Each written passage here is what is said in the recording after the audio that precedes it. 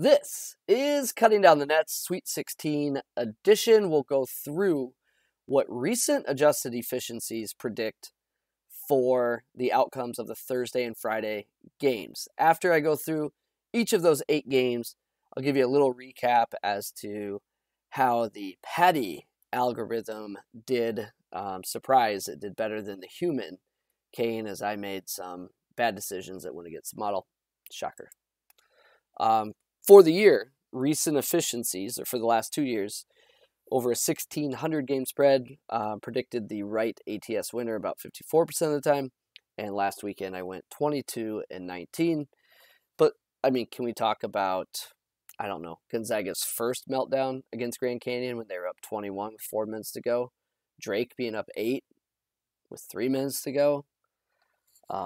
Iowa State somehow winning the shot quality outcome of a game they lost by 20 points. Montana State being within the number till the last 2 minutes. I mean, all those losses happening at once were pretty tilting, but nothing worse than, I don't know, last weekend I probably gambled a total of like $18,000. And seriously, when the plane landed, I was up like $20. Like that's how like much of a piss poor effort it was. Anyway, I get my Uber to head home. Obviously a little groggy from the week's festivities, and I'm watching this TCU Gonzaga game on my phone. And seriously, like I haven't tilted like that in a while, because it's the difference between like, you know, had some bad run out in the tournament, but overall made a few $100. Sounds great. Versus like, man, I had bad run out, and then it ends on the worst run out probably ever to make me actually lose for the week. It's just too much sometimes. It's just too much. God dang, I don't know why I do this. Because we love it. Okay. Sweet 16 games. I am sorted by Paddy value. Paddy is, again, using the last 6 to 15 games. I'll give you a very deep peek behind the curtain. No secrets today as to like what leads to that projection. Paddy median. So basically, Paddy is around 2 to 3 points. The spread is 7.5.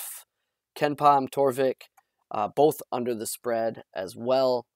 Year-to-date shot quality under the spread, and then recent shot quality actually favors Alabama a little bit. But let's dig into this matchup. Here's what I like about this matchup. One is pace. I believe that San Diego State can dictate the pace.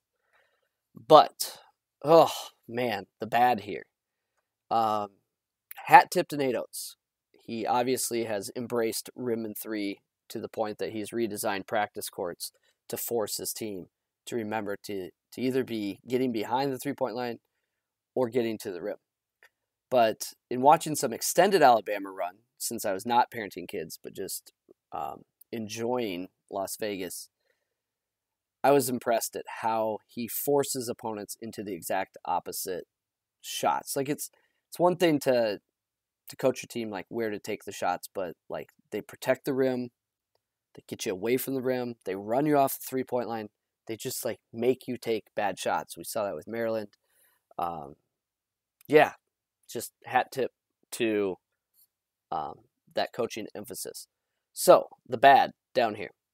Without being forced to, the Aztecs take a third of their shots from the no-no zone.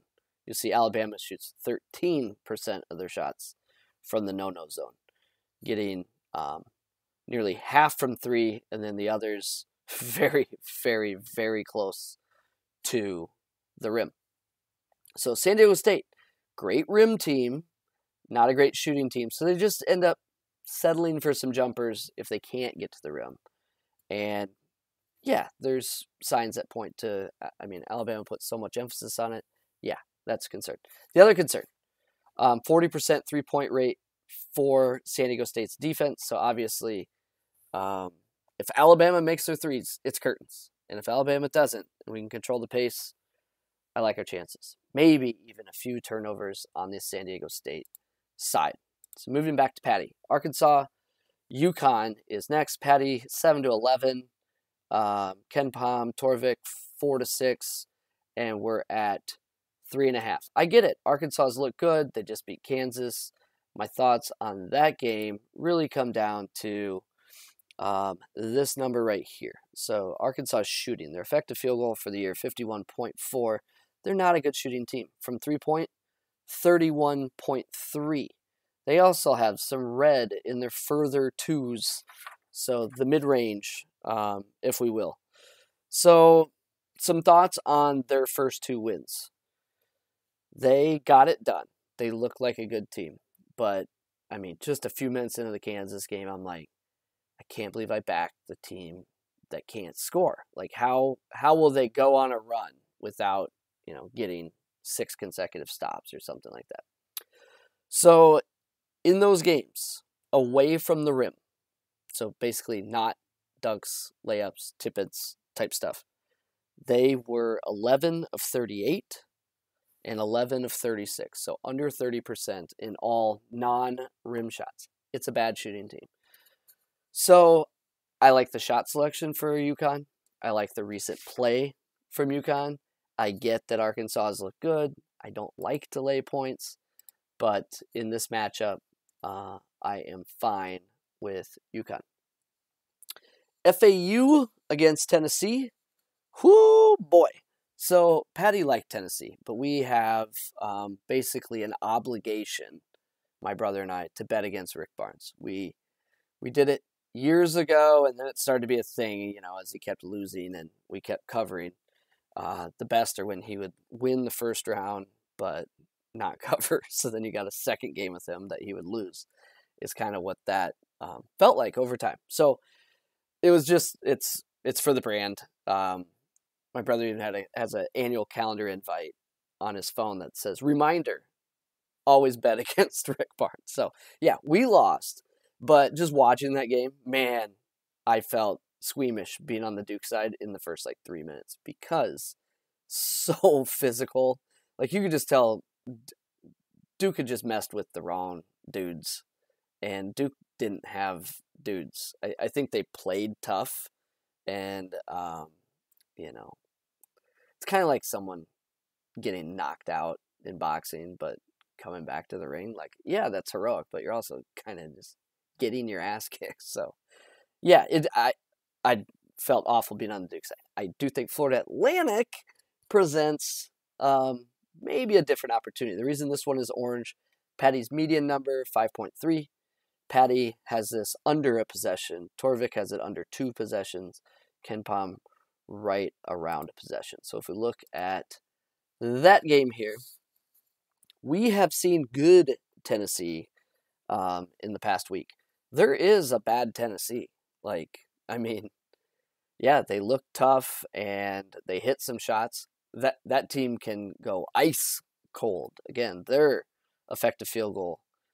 When it comes down to betting and the game starts, it's like, man, I just would prefer to be on the side of the team that can score and shoot the ball well. So,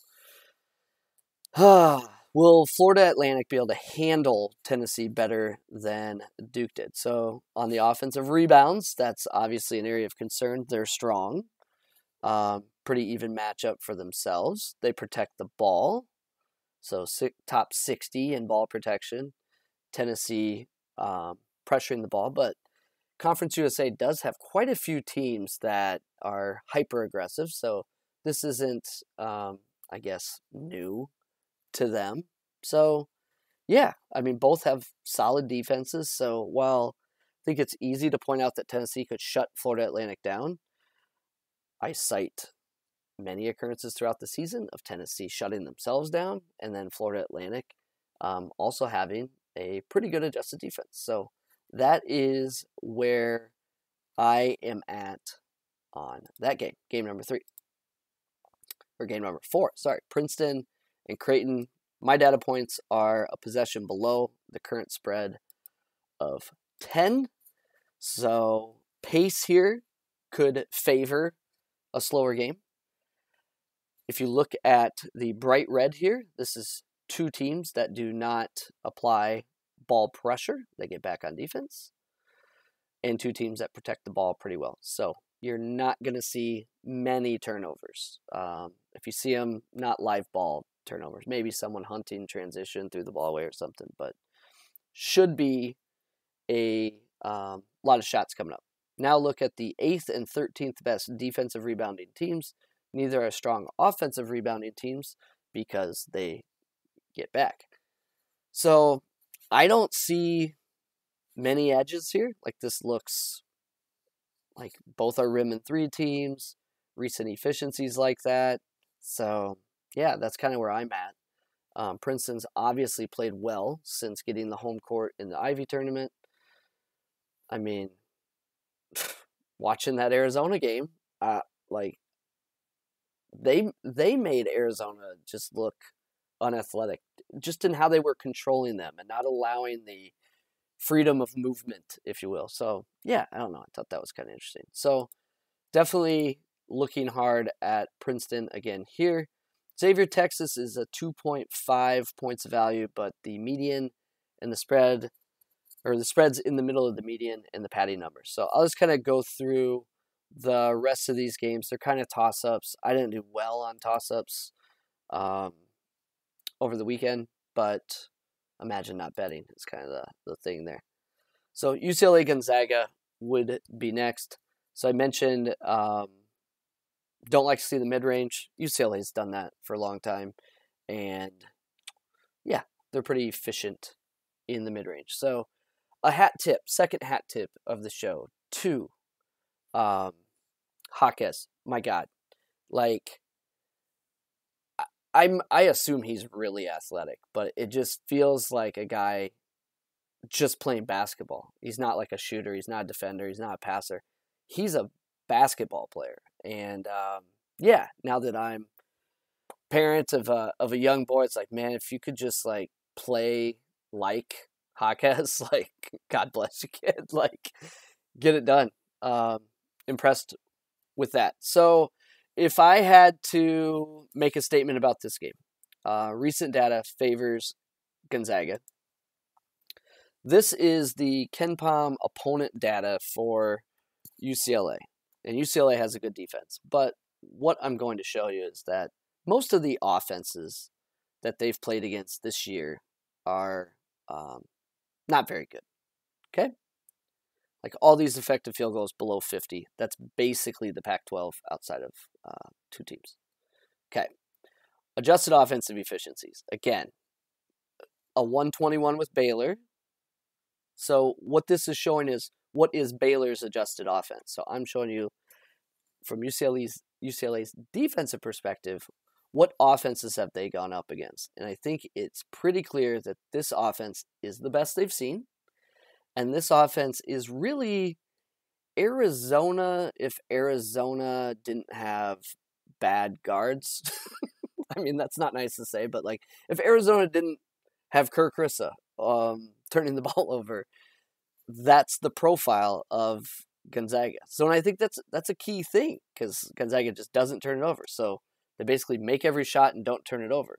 Now, they don't play defense, but just saying, I think UCLA's defense has looked good. UCLA is fantastic at just getting buckets, too. I mean, they just, like, worked Asheville in that first game. So that's kind of where I'm at there. Data leans Gonzaga, and this Gonzaga offense is just a special animal right now. K-State, Michigan State.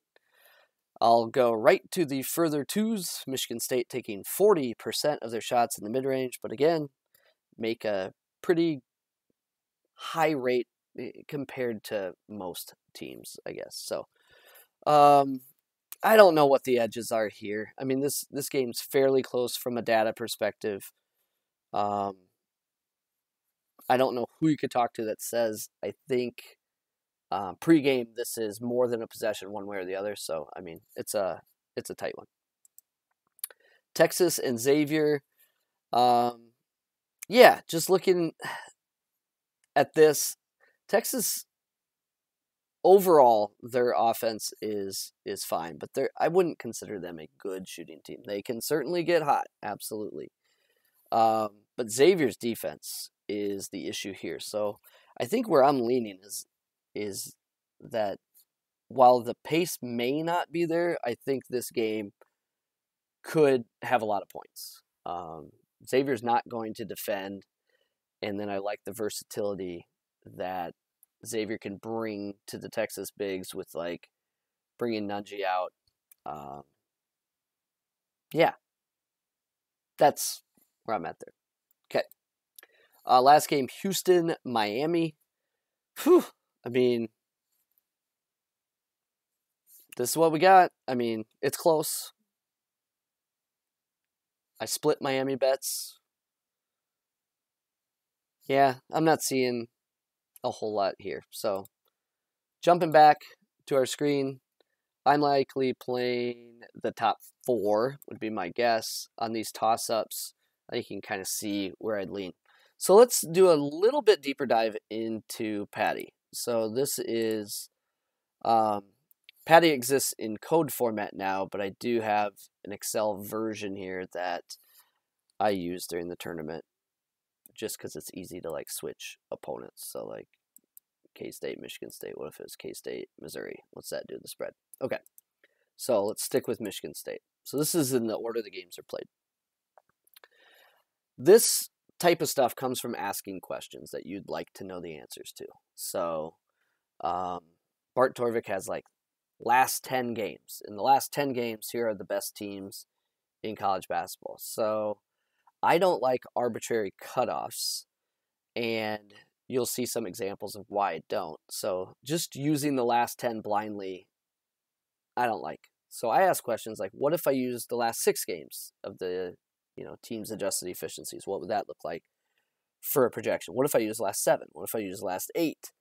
This is that in visual representation. So using the last 6 adjusted offensive and defensive efficiencies for both teams, which adjusts for opponent, basically says this is a pick'em. If you looked at the last 7 games, it says pick'em. If you looked at the last 8, it says -1, which would be K-State -1. If you look at 9 and 10, that would be Michigan State by 2 to 3 points. But if you look at 11, it's Michigan State only by 2 points. And if you look at 12, it's 0.6. That's why seeing that arbitrary cutoff, be like, oh, 3.5, done deal. Like, that's what I like. I like to read the data here. Just a note, you're going to see some over-unders likely changing colors. I don't bet over-unders, and I don't think this works, in case you're wondering. Like, it just skews high for whatever reason. The deltas between the two teams, very pure. Use it, obviously. But for totals, yeah, I don't think so. Okay, so that's K-State, Michigan State. The second game would be UConn and Arkansas. So this is the Paddy numbers there. All are less than, or in UConn's favor, greater than the 3.5. So that's what that looks like. Tennessee and Florida Atlantic. Most of this Paddy data is below the spread, and that spread is now -5.5, which adds a few more greens to the chart there. UCLA and Gonzaga. So here is UCLA would be top team, so UCLA is -2. So if you see a number that is greater than -2, meaning -1.8, -0.5, and then 1, 2, 3, 4, 5, 6, 7, all those.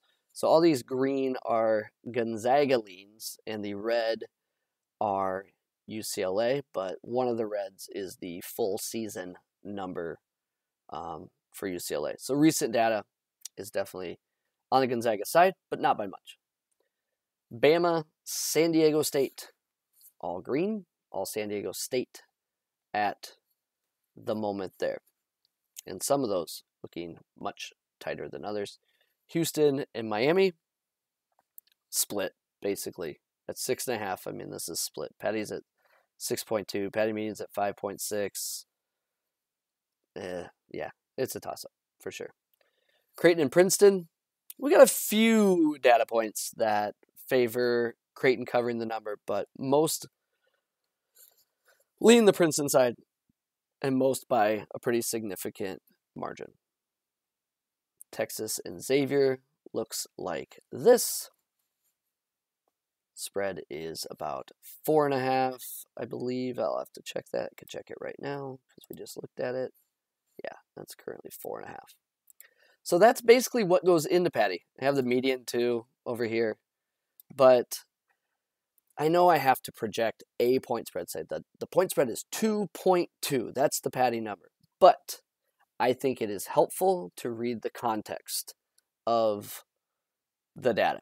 Because sometimes you'll see that the last 6 to 9 are all like -11. And then the last, 10 to 15 are like -4. The Paddy number ends up at like, I don't know, 6, 7, whatever it is. But half that data is saying probably the other side, and then the other half is saying one side. So it just, something to be careful with. So fun fact here, I can pull up any team you'd like, but if UConn and Houston met using Paddy numbers for right now, Alabama wins the majority of those. But the overall number within a possession, I think it's surprising to see UConn versus Bama in a near even game, maybe even a UConn lean at this point. So don't throw away those UConn future tickets if you got them. What about Texas? Texas is a 2 seed. Alabama, Texas, yeah, pretty close too. The median really likes Alabama, and then Paddy actually has Texas a little higher. So, yeah, I think one thing that's interesting is when you look at adjusted offenses for Alabama, that's not what you'd expect. You wouldn't expect 115 to 119. You'd expect like 122 to 128. So they really are getting it done on both ends of the court, not just the offense. Okay, so quick run through of Paddy. This won't take long at all. Here is Thursday. So I've sorted by value, and basically reds are losses, greens are wins. And I highlighted, most of the games I played, I guess. So this is what makes it hard, is you get games that are very close, and you have to decide, like, am I going with Paddy on this, or do I trust my heart? So this is if you just said, like, I'm a robot, I'm betting Paddy at greater than 1 or whatever. Next day, a lot of red. Talked about the Drake melt. VCU lost the turnover war. I mean, oh God, that's a disaster. Gonzaga up 21 with just a couple minutes left. My God, it's so tilting. Even, it's like war wounds going back to it. So, yeah, not good. Saturday, all green, but not surviving Maryland jumpers against Alabama. Grays were toss-ups, but in the toss-ups, that one's split. That one's hard. Like, what would you do in that? Tennessee, gosh, I'm still tilting that stuff. But then the big one at the end, Gonzaga not covering the 4.5, despite being up 9 with 13 seconds, and for being up 6 after 59 minutes, 59.3 seconds. So my card's going to look like this for the Sweet 16. I don't know what I'm doing on the toss-ups off to the right, but I lean Xavier, I lean Gonzaga, I lean K-State, and I lean Miami, but I will be betting the ones on the left. From a number standpoint, SDSU started at 7. It touched 8, and it went back down. I think it could touch 8 again. UConn, I'll probably bet that sooner than later, but man, I'd love to get any sort of better numbers, so I'm not positive. I don't think we'll see crazy line movement left, but never know as it gets closer. FAU, I like that side. That line just went from 5 to 5.5 today, so maybe we get a little more there. And in Princeton, I'm fine with the 10 number. So, hey, it's been a very frustrating season, but it's still college basketball. And from an entertainment standpoint, man, that first weekend delivered bigly. So this is Cutting Down the Nets. We'll see you for the Elite 8.